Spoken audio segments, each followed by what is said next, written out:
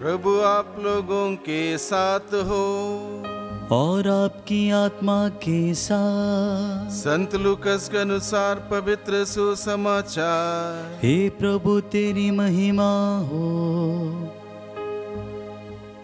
कुछ लोग मंदिर के विषय में कह रहे थे कि वह सुंदर पत्थरों और मनोती के उपहारों से सजा हुआ है। इस पर यीशु ने कहा, वे दिन आ रहे हैं जब जो कुछ तुम देख रहे हो उसका एक पत्थर भी दूसरे पत्थर पर नहीं पड़ा रहेगा, सब कुछ ढा दिया जाएगा। उन्होंने यीशु से पूछा, गुरुवर यह कब होगा और किस चिन्ह से पता चलेगा कि वह पूरा होने को है? उन्होंने उत्तर दिया, सावधान रहो, तुम्हें कोई ना बहकाए, क्योंकि बहुत से लोग मेरा नाम लेकर आएंगे और कहेंगे, मैं वही हूँ, और वह समय आ गया है, उनके अनुयायी नहीं बनो। जब तुम युद्धों और क्रांतियों की चर्चा सुनोगे तो मत घबराना, पहले ऐसा हो जाना अनिवार्य है, परंतु यही अंत नहीं है।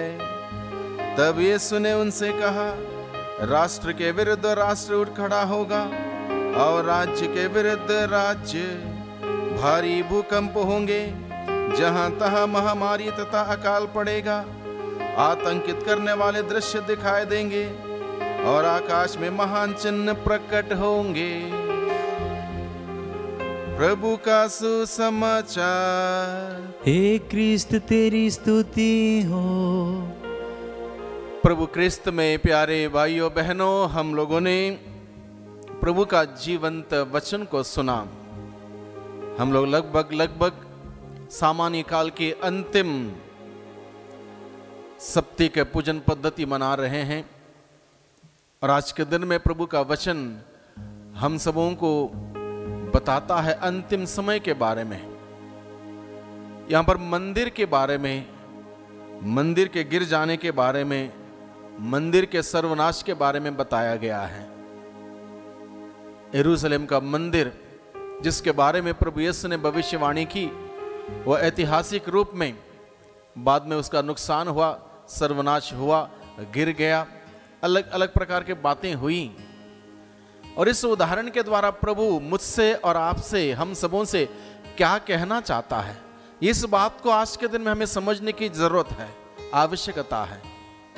प्रभु हम सबों से बताता है, जो कुछ भी नेचुरल है यानी कि भौतिक है, वो नेचुरल तरीके से उसकी समाप्ति है कहीं ना कहीं। चाहे वो मनुष्य के पाप के वजह से, मनुष्य के स्वार्थ के वजह से, मनुष्य के लालच या अहंकार के वजह से उसकी समाप्ति होगी। जैसे हमारा यह शरीर, यह मिट्टी से बनाया हुआ यह शरीर, मिट्टी का पुतला, एक दिन यह मर जाएगा, उस मिट्टी में मिल जाएगा। उसी प्रकार से मंदिर जिसको पत्थरों से और अलग अलग प्रकार के सामग्री को इस्तेमाल करते हुए बनाया गया था, उसका सर्वनाश के बारे में प्रभु ने यहाँ पर भविष्यवाणी की। और इस प्रकार से प्रभु हमें बताता है कि हमारा ध्यान उस मंदिर पर केंद्रित रहे जो किसी भी प्रकार के तत्वों से, शक्तियों से नुकसान नहीं होगा। वो हमारा आत्मिक भवन, आध्यात्मिक हमारा जीवन, उसके लिए हमें अपने ध्यान उस प्रभु मसीह पर, उसके वचनों पर केंद्रित करने की जरूरत है। भौतिक चीजें जिसको हम देखते हैं, स्पर्श करते हैं, जो टैंजिबल हैं, वो समाप्त हो जाएंगे। लेकिन प्रभु का वचन हमें निमंत्रण देता है, हम उन बातों पर अपना ध्यान केंद्रित करें जो आध्यात्मिक हैं, जो भौतिक नहीं हैं बल्कि आध्यात्मिक हैं, स्पिरिचुअल हैं। और उन बातों पर ध्यान केंद्रित करते हुए जीवन बिताने के लिए प्रभु का वचन हमें आज के दिन में बुलावा देता है, निमंत्रण देता है। इसलिए मुझे और आपको चाहिए कि हम अपने हमारे जीवन रूपी इस मंदिर को, हमारे आत्मिक मंदिर को हम शुद्ध रखें, पवित्र रखें, क्योंकि आत्मा अजर है, अमर है। अनंत काल तक अगर उस आत्मा को जीवन बिताना है, जीना है, उस आत्मा को हर प्रकार के प्रदूषण से, पापमय प्रदूषण से, हर प्रकार के स्वार्थ से, पाप से, अहंकार से, इस प्रकार की ऐसी बुराइयों से उसको दूर रखना होगा, बचाए रखना होगा, ताकि पवित्रता से सजाया हुआ हमारा यह व्यक्ति जीवन का मंदिर अनंत काल तक बना रहेगा। इसका नुकसान नहीं होगा, इसका नुकसान नहीं होना चाहिए। यही बात प्रभु हमें आज के सुसमाचार के द्वारा हमें सिखाता है, बताता है कि हम सभी मनुष्य अनंत काल तक जीवन बिताने के लिए ईश्वर के द्वारा रचे गए हैं, बनाए गए हैं। ये ईश्वर की योजना है कि हम अनंत काल का जीवन बिताएं। इसलिए उस अनंत काल का जीवन बिताने के लिए सबसे पहले हमें अपना लक्ष्य उस अनंत जीवन की ओर लगा के रखना है, उसके अनुसार जीवन बिताने की जरूरत है।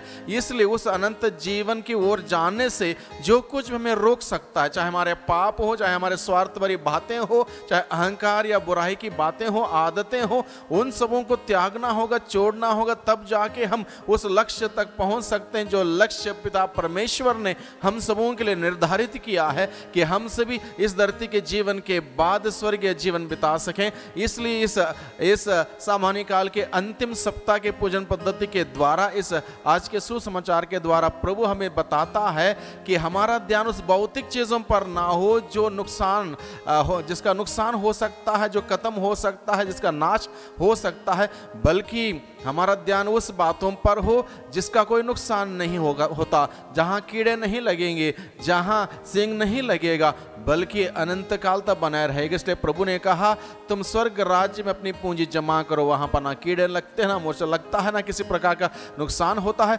ऐसी बातों को लेकर जीवन बिताने के लिए, उस पवित्रता का जीवन को बिताने के लिए, उस सुंदर क्रिस्तीय मूल्यों पर, क्रिस्तीय सिद्धांतों पर आधारित जीवन बिताने के लिए प्रभु का वचन आज के दिन में हमें बुलावा देता है। इस बुलावे को हम स्वीकार करते हुए उस बुलावे के अनुसार जीवन बिताने की शक्ति, सामर्थ्य हम प्रभु से मांगे। हम सभी जानते हैं कि हम सबके सब दुर्बल हैं, कमी कमजोरों से भरे हुए लोग हैं, इसलिए हम अपने निर्णय के अनुसार नहीं जी सकते हैं। उस निर्णय जो हम लेते हैं प्रभु के सानिध्य में, उस निर्णय में सफलता हासिल करने के लिए हमें प्रभु के बल की आवश्यकता है, आत्मा की सहचर्य की जरूरत है, आत्मा का अगुवाई हमें जरूरत है। इसलिए अपने आप को प्रभु के हाथों में समर्पित करें, प्रभु से प्रार्थना करें, प्रभु जो आपने शरीर मुझे दिया है, इस शरीर के रहते मैं अपनी आत्मा को नरक में ना ले जाऊं, नरक में ले जाने वाले कार्य ना करूं, बल्कि प्रभु इस शरीर में रहते हुए भी मैं इस प्रकार का जीवन बिताऊं ताकि यह शरीर जिस दिन मर जाएगा और इस मिट्टी में मिल जाएगा, उसके बाद मैं स्वर्ग राज्य में अनंत जीवन का सुख भोग सकूं। इसलिए आइए हम इस वक्त प्रभु से प्रार्थना करें। प्रभु का वचन हम सबों ने सुना है, प्रभु को हम धन्यवाद दें प्रभु के इस वचन के लिए। प्रभु अपने वचनों के द्वारा हम सबों से बातें करता है, इसलिए प्रभु को धन्यवाद देते हुए इस वक्त हम प्रार्थना करें। सर्वशक्तिमान पिता परमेश्वर, धन्यवाद देते हैं आज के इस सुंदर दिन के लिए। आपने हम सबों के जीवन में और एक नया दिन ठहराते हुए आपने अपने अपार असीम अनंत प्यार को हम सबों के प्रति उजागर किया है। हम आपको धन्यवाद देते हैं पिता परमेश्वर, धन्यवाद देते हैं आपके जीवंत वचनों के लिए। जीवंत वचनों के द्वारा आप हम सबों से बातें करते हैं, हमें प्रेरित करते हैं, हमें आपके नज़दीक बुलाते हैं। हम आपको धन्यवाद देते हैं प्यारे प्रभु जी, सारे उपकारों के लिए, सारे आशीषों के लिए धन्यवाद देते हुए आज के दिन में हम प्रार्थना करते हैं उन तमाम लोगों के लिए जिन्होंने प्रार्थना मांगी है, जो उम्मीद करते हैं हम उनके लिए प्रार्थना कर रहे हैं, और जितने लोगों को हमने आश्वासन दे रखा कि हम प्रार्थना करेंगे, उन सभी लोगों को प्रभु याद करते हुए इस वक्त हम आपके सम्मुख लाते हैं और आपसे प्रार्थना करते हैं। आप अपनी दया की दृष्टि उन सभी लोगों पर बनाए रखिए, अपने आशीष भरे हाथों को उन पर बनाए रखिए, ताकि सबके सब आपके आशीषों को प्राप्त करते हुए अपने जीवन में आगे बढ़ें, तरक्की करें। विशेष रूप से हम प्रार्थना करते हैं जितने लोग बीमार हैं, परेशान हैं, दुखी हैं, पीड़ित हैं, उन सबों के लिए आप विनती करते हैं प्रभु दया सागर उन सभी लोगों पर अपने दया की दृष्टि बनाए रखिए, अपने चंगाए भरे हाथों से उनको स्पर्श कीजिए ताकि वे सबके सब जीवन प्राप्त करें। विशेष रूप से हम प्रार्थना करते हैं हम सबके सब हम अपने आध्यात्मिक जीवन में आगे बढ़ सकें, इसलिए प्रभु आध्यात्मिक जीवन पर अपनी नजर रखते हुए लक्ष्य, आध्यात्मिक जीवन का लक्ष्य पर अपने ध्यान केंद्रित करते हुए आगे बढ़ने की कृपा, शक्ति, सामर्थ्य हम सबों को प्रदान कीजिए। दुआ करते हैं उद्धारकर्ता यीशु मसीह के नाम से, आमीन। आमीन।